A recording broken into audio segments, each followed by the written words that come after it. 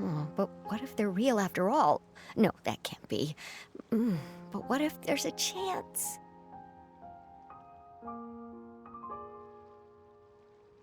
Greetings, miss. Is there something that's bothering you? Oh, no, it's nothing. I'm DELAROCHE, the representative of the Fontaine Fishing Association. How can I help you? Oh, so you're adventurers. Oh, finally, someone has heard my prayers. Paimon could tell you were really bothered by something.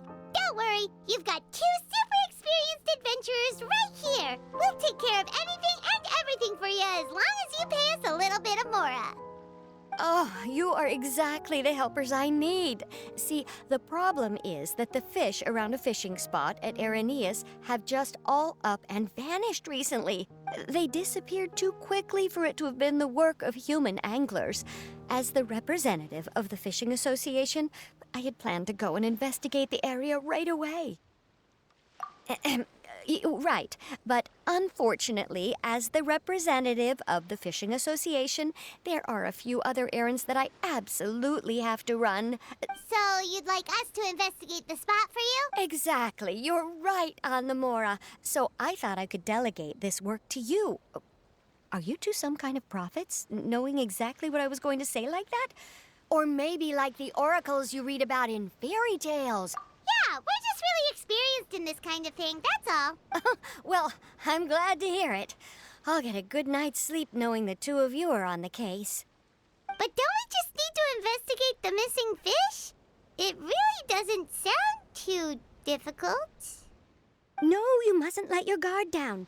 As the representative of the Fishing Association, I have good reason to believe that the fish have gone missing due to an encounter with the water imps.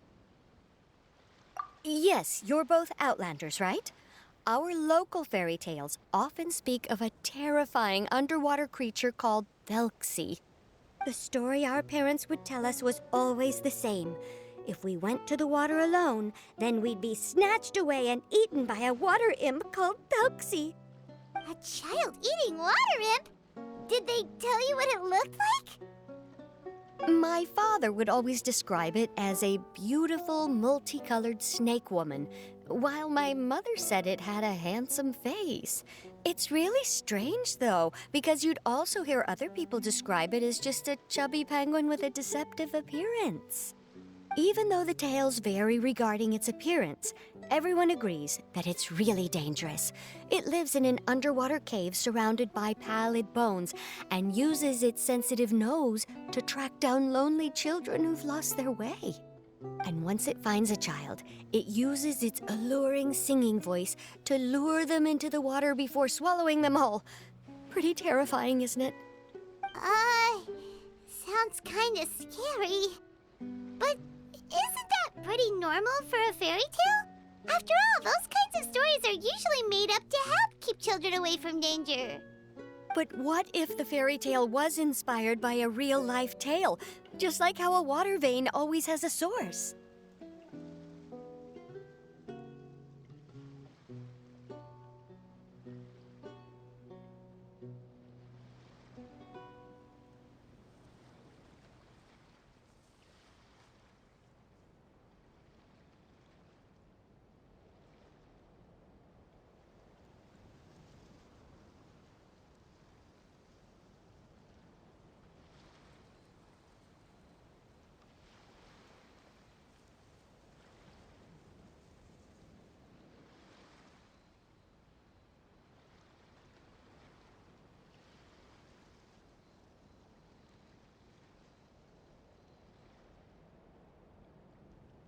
Well, I wouldn't call it evidence per se, but I've heard some rumors lately. They say that someone recently saw a child walk into the water as if he was possessed by something.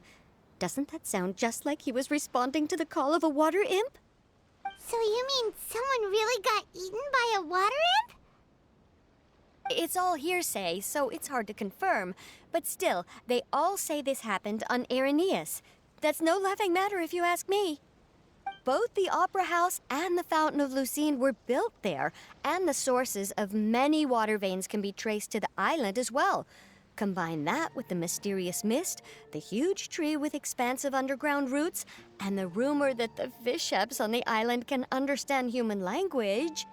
Is it really so shocking that an island so shrouded in mystery could harbor a terrifying water imp as well? Why does Paimon feel like you're pulling our leg? Oh, marvelous. Then I'll just mark the stretch of water on your map. Don't forget that no matter